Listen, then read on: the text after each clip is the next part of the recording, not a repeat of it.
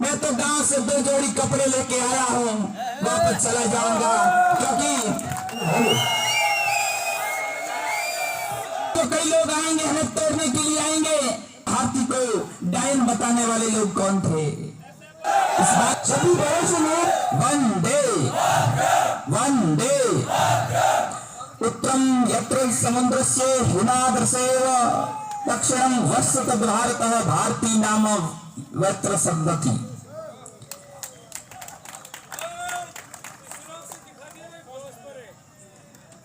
आज का स्वतंत्रता दिवस के पूर्व संध्या पर आयोजित अखंड भारत एक ऐसा भारत, अखंड भारत, आचार्य चाणक्य का भारत, आचार्य चाणक्य का सपना था अखंड भारत का सपना।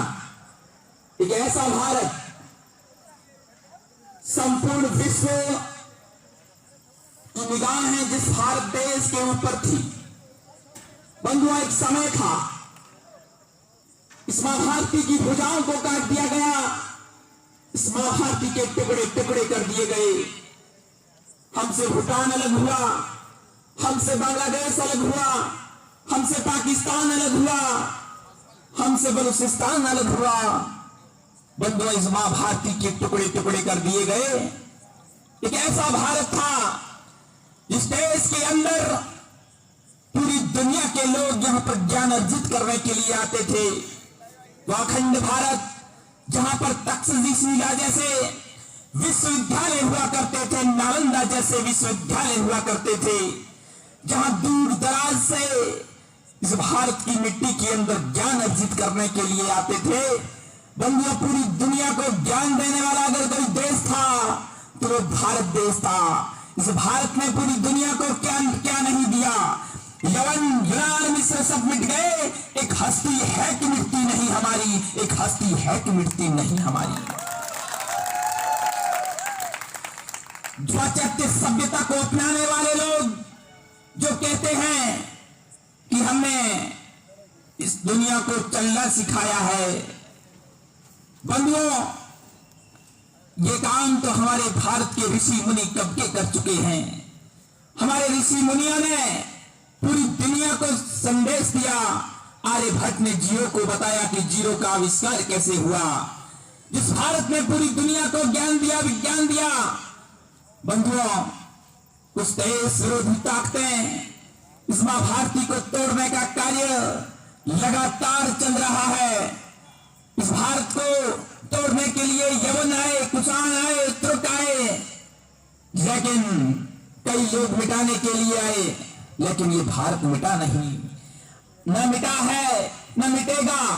लेकिन इस भारत के लोगों के अंदर अपनी संस्कृति जीवित है। बंधुओं, इस कारण भारत आज भी जिंदा है। आज पूरी दुनिया के अंदर भारत का बोलबाला क्यों है? इसका केवल एकमात्र कारण है कि हम अपनी संस्कृति और सभ्यता को लेकर जीवित है।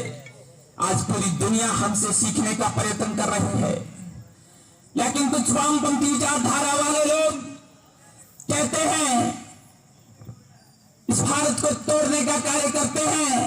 कहते हैं अफजल हम शर्मिंदा है, तेरे कातिल जिंदा है। कहते हैं कि तुम कितने अफजल मारोगे, हर घर से अफजल निकलेगा। बंधुओं, ये विचारधारा कौन सी विचारधारा थी? 1962 के अंदर मेजर शैतान सिंह ने इस देश के लिए अपना सर्वस्व समर्पित कर दिया, तन समर्पित, मन समर्पित और ये जीवन समर्पित। चाहता हूं इस देश की धरती तुझे कुछ और दूं, मन अर्पित, प्राण अर्पित, रक्त का कण समर्पित, रक्त का कण समर्पित। लेकिन उस मेजर शैतान सिंह का विरोध करने वाले कौन लोग थे? ये वही वामपंथी विचारधारा के लोग थे बंधुओं, जो हमेशा मां भारती को डायन बताने वाले लोग कौन थे? इस बात को आप भली भांति जानते हो, जो हमेशा इस देश को तोड़ने का कार्य करते हैं, जिस देश को, देश की छवि को धूमिल करने का कार्य करते हैं। लेकिन हम सदैव इस मां भारती की रक्षा के लिए जिए थे और जिएंगे। हमारे लिए इस मां भारती से बढ़कर कुछ नहीं हो सकता। मैं आज भले ही एक अध्यक्ष पद की तैयारी कर रहा हूं, मेरे लिए ये महत्व नहीं है, लेकिन मरते दम तक इस माँ भारती की रक्षा के लिए, इस माँ भारती के ऊपर कभी भी कोई आ जाएगी, उसके लिए कभी पीछे नहीं हटूंगा। क्योंकि इस माँ भारती के मस्तक को गर्व से ऊंचा करने के लिए बंधुओं कार्य आखिर करेगा कौन? हम सबको करना पड़ेगा। इसके लिए हम सबको क्या करना पड़ेगा? हम सबको जाति धर्म से ऊपर उठकर इस माँ भारती की रक्षा के लिए अपना सर्वस्व समर्पित करने के लिए तैयार करना पड़ेगा। बंधुओं, कई लोग आएंगे हमें तोड़ने के लिए आएंगे, कई लोग हमें आपस में झगड़ने के लिए आएंगे, झगड़ाने के लिए आएंगे, लड़ाने के लिए आएंगे। लेकिन बंधुओं, आज अखंड भारत का प्रोग्राम है। इस अखंड भारत के प्रोग्राम के अंदर आप सभी युवा साथियों को एक संकल्प करना पड़ेगा कि हम सब एक होकर, जब इस देश की बात आए, देश के संगठित रहने की बात आए, जब देश हित की बात आए, जब राष्ट्र हित की बात आए, तो हम एक मजबूती के साथ में एक ही भारत, एक ही नाम बोलेंगे, भारत माता की जय, भारत माता की जय। क्योंकि ये वंदन की भूमि है, ये अभिनंदन की भूमि है, ये अर्पण की भूमि है, ये तर्पण की भूमि है।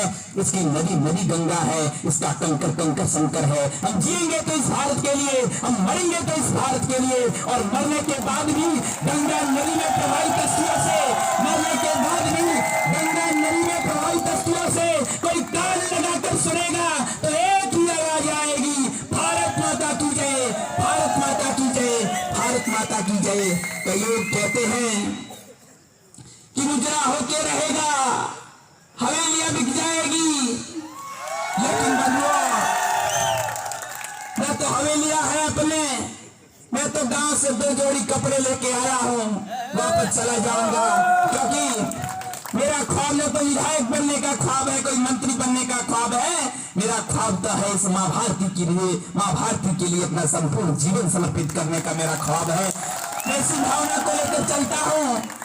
पिछले 7 साल से लगातार देख रहा हूँ विश्वविद्यालय को एक जातिवाद का, कुछ लोग अखाड़ा बनने का काम सभी लोग करते हैं। मेरा हमेशा एक ही भावना रहती है कि मेरे सभी भाई लोग किसी जाति को विश्वविद्यालय विद्यारूपी मंदिर में प्रवेश करने के बाद में नहीं देखे, किसी जाति धर्म को नहीं देखे। विद्यार्थी विद्यार्थी होता है, वह राष्ट्र के लिए जीता है, वह राष्ट्र के लिए मरता है, उसकी कोई जाति और धर्म नहीं होता है। हम सब उसकी रक्षा के लिए जिए।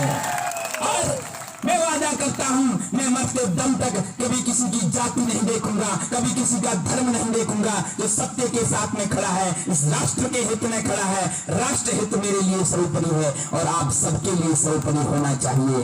बंधुओं, ये वो वामपंथी विचारधारा के लोग सदैव इस देश को तोड़ने का कार्य करते हैं। जैन जैसे विश्वविद्यालय के अंदर देश विरोधी ताकतें, देश विरोधी नारे देते हैं। कभी कहते हैं अफजल हम शर्मिंदा है, तेरे कातिल जिंदा है, तुम कितने अफजल मारोगे, हर घर से अफजल निकलेगा। मैं कहता हूं उस घर में घुसकर मारेंगे जिस घर से अफजल निकलेगा। घाटी में गैरों के झंडे हमसे सहन नहीं होते, घाटी में गैरों के झंडे हमसे सहन नहीं होते। अफजल हम शर्मिंदा है, ये नारे सहन नहीं होते। बच्चे बच्चे की जुबान पर अब देश भक्ति की बोली हो, जो भारत की जय न बोले उसकी छाती पे गोली हो, जो भारत की जय न बोले उसकी छाती पे गोली हो। लेकिन बंधुओं, इसके लिए हम सबको तय करना पड़ेगा, इस देश के लिए जीना पड़ेगा। क्योंकि आंखें जिनकी मंदिर मस्जिद दिल गुरुद्वारा हो, ऐसा देश हमारा है। इस देश के अंदर एपीजे अब्दुल कलाम भी हुए हैं। उसे एपीजे अब्दुल कलाम की विचारधारा पर चलने वाले लोगों की जरूरत है। देश को तोड़ने वाले लोगों की, देश तोड़ने वाले लोग कहीं हो सकते हैं, इधर भी हो सकते हैं, उधर भी हो सकते हैं, लेकिन हम सबको सावधान होकर इस माँ भारती की रक्षा के लिए हम सबको एकजुट होना पड़ेगा। इस एकजुटता में हम सबकी शक्ति है। अगर हम अभी एकजुट नहीं हुए तो उसका परिणाम भुगतने के लिए हमें तैयार रहना पड़ेगा। क्योंकि स्वामी विवेकानंद ने शिकागो के अंदर इस माँ भारती के मस्तक को ऊपर किया था। उन्होंने सिर्फ 2 शब्द शिकागो की धरती पर कहा था, हे मेरे शिकागो के भाइयों और बहनों। सिर्फ 2 शब्दों से पूरा विश्व प्रभावित हुआ था कि यार भाइयों और बहनों भी कोई शब्द होता है क्या? ये शब्द, ये उपाधि अगर देने का कार्य कोई कह सकता है, संपूर्ण विश्व को अगर परिवार मानने का अगर कोई कार्य करता है बंधुओं, तो वो भारत देश करता है। वसुधैव कुटुंबकम, संपूर्ण पृथ्वी को अपना परिवार मानने का कार्य अगर कोई करता है तो मेरा भारत देश करता है। जीव में भी भगवान के दर्शन करने का अगर कोई कार्य करता है तो मेरा भारत देश करता है। ये भारत देश, ये भारत की संस्कृति, ये भारत की सभ्यता संपूर्ण विश्व को मानवता का संदेश देने वाली संस्कृति है। हम सब उस संस्कृति के वाहक है। इस देश ने पूरी दुनिया को ज्ञान दिया, विज्ञान दिया, तो देश दुनिया में पीछे कैसे रह सकता है। आज से 1 अरब 58 करोड़ 117 साल पहले जब सूरज धरती पर आया था, तब से लेकर अब तक जब दुनिया के देशों ने आंख भी नहीं खोली थी, इस दुनिया को सिखाने का काम पूरा भारत देश कर रहा था। ये देश भारत देश कर रहा था। चाहे आचार्य चाणक्य का भारत हो, चाहे स्वामी दयानंद सरस्वती का भारत हो, चाहे स्वामी विवेकानंद का भारत हो, चाहे रामकृष्ण परमहंस का भारत हो, चाहे भगत सिंह का भारत हो, ये अद्भुत भारत जिस भारत ने पूरी दुनिया को ज्ञान दिया, वो भारत, उस भारत की संस्कृति का अनुसरण हम सबको करना पड़ेगा। हमारे देवताओं ने, हमारे देवी देवताओं ने इस देश के लिए क्या नहीं किया, इस संस्कृति के लिए क्या नहीं किया, जिन्होंने इस देश की रक्षा के लिए अपना सर्वस्व समर्पित कर दिया। गायों की रक्षा के लिए तेजाजी महाराज ने अपना सर्वस्व समर्पित कर दिया। पेड़ों की रक्षा के लिए अमृताबाई ने अपना 363 माताओं बहनों के साथ में अपना सर्वस्व समर्पित कर दिया। गायों की रक्षा के लिए बाबूजी महाराज ने अपना सर्वस्व समर्पित कर दिया। इस प्रकार से देश के अंदर ऐसे ऐसे महापुरुष हुए, इस प्रकार से बाबा साहेब अम्बेडकर ने कहा था कि शिक्षा वो शेरनी का दूध है, जो पिएगा वो दहाड़ेगा। हम सब उस परंपरा के वाहक है। हम सब एक होकर इस देश को मजबूत बनाने का कार्य हम सबको करना पड़ेगा। एक अकेला व्यक्ति कुछ नहीं कर सकता। बंधुओं, जिस प्रकार से एक लकड़ी होती है, उस लकड़ी को आसानी से तोड़ दिया जाता है, लेकिन विभिन्न लकड़ियों को जोड़कर एक गट्ठर बना दिया जाता है। उस गट्ठर को तोड़ा नहीं जाता है, क्योंकि उसके अंदर एक संगठन होता है। तो हम सबको संगठित रहना पड़ेगा, हम सबको एक रहना पड़ेगा, और एक रहेंगे तो भारत के सामने कोई भी दुनिया का कोई मैलान भारत के सामने देख नहीं सकता है। बंधुओं, कुछ समय पूर्व, कुछ वर्ष पूर्व वियतनाम का राष्ट्राध्यक्ष इस भारत की भूमि पर आया, की धरती पर आया, समाधि पर आया। उसने मिट्टी उठाई, थैले में भरी, मिट्टी उठाई, थैले में भरी, मिट्टी उठाई, थैले में भरी। वहां के युवाओं ने पूछा, क्या कर रहे हो आप? बोले, इस मिट्टी को ले जाकर वियतनाम की मिट्टी में मिला दूंगा, ताकि वियतनाम में भी महाराणा प्रताप पैदा हो। बंधुओं, ये विचार के विचार नहीं है। बंधुओं, ये विचार मेरे विचार नहीं है, ये विचार वियतनाम के राष्ट्राध्यक्ष के विचार है। इससे हम ये सिद्ध कर सकते हैं कि हमारी संस्कृति कितनी महान रही होगी, जिस संस्कृति के हम सब वाहक है। हम सब संगठित होकर यहाँ से जाएंगे। आज अखंड भारत होगा कैसे? जब हम सब बंधु एक मुट्ठी में बंद होकर यह तय करेंगे कि माँ भारती पर कोई भी आ जाए, इस माँ भारती की रक्षा के लिए कोई भी आ जाए, हम सब बंधु बिना कोई जाति देखे, बिना कोई धर्म देखे, मजबूती के साथ में अपनी जान भी देने के लिए हमेशा आगे अग्रिम पंक्ति में खड़े रहेंगे। ऐसा आप सब अगर ये वादा करते हो तो अखंड भारत का सपना साकार होगा। केवल बातें करने से कुछ नहीं होगा, लेकिन हम सब यहाँ से संकल्प करके जाएं, अपने अंदर राष्ट्रवाद की भावना को जगा के जाएं। आप पढ़ाई करिए, कोई बात नहीं, लेकिन अपने साथ में राष्ट्रभक्ति की भावना को जगा के जाएं। बंधुओं, इजराइल का नाम आपने सुना होगा। इजराइल को आपस में तोड़ दिया गया था। इजराइल के लोग आपस में भटक रहे थे, लेकिन जब इजराइल के भाई लोग आपस में मिलते थे तो एक ही शब्द कहते थे कि अगली बार मिलेंगे जब यरूशलेम में मिलेंगे, अगली बार मिलेंगे जब यरूशलेम में मिलेंगे। और उनका इतना दृढ़ संकल्प था। और एक दिन ऐसा हुआ कि इजराइल एक स्वतंत्र देश आपके सामने है, और इजराइल दुनिया का सबसे शक्तिशाली देश है। वो छोटा सा देश है, लेकिन दुनिया का सबसे शक्तिशाली देश है। वो शक्तिशाली देश क्यों है? क्योंकि वहां के युवाओं के अंदर, देश कण के अंदर, उनके अंदर देशभक्ति बसी है। अपनी रक्षा के लिए, माँ भारती की रक्षा के लिए वो हमेशा तत्पर रहते हैं। बंधुओं, ये भारत देश है। इस भारत को हमने सैकड़ों वर्षों तक, इस भारत के अंदर कई हमले हुए, कई लोगों ने भारत को तोड़ने का प्रयास किया गया। रक्त रंजित इतिहास इस भारत का लिखा गया, रक्त रंजित इतिहास लिखा गया है। कहते हैं सूरज चांद सितारे सभी अंबर में चमकते हैं, माटी के वीर विश्व के कण कण में दमकते हैं। रक्त रंजित इतिहास कभी भुलाया नहीं जाता।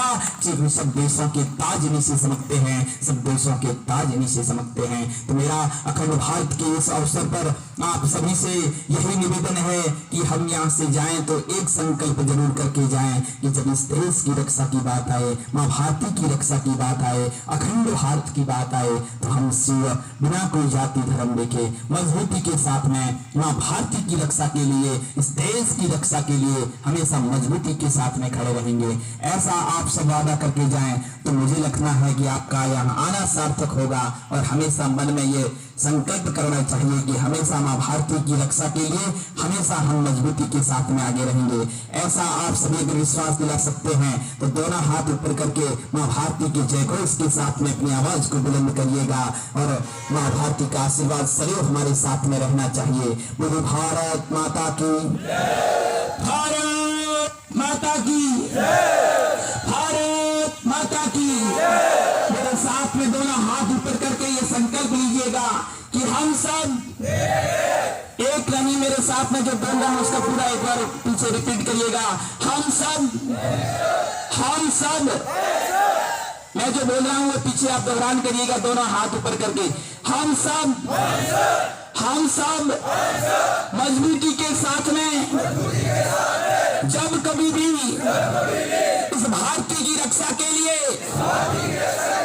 माँ भारती के ऊपर जब कभी भी कोई भी संकट आएगा, कोई भी बाधाएं आएगी, कोई भी कठिनाइयां आएगी, कोई भी बाहरी ताकतें इस देश को तोड़ने का कार्य करेगी, हम सब युवा साथी मिलकर हमेशा उनका जवाब देने के लिए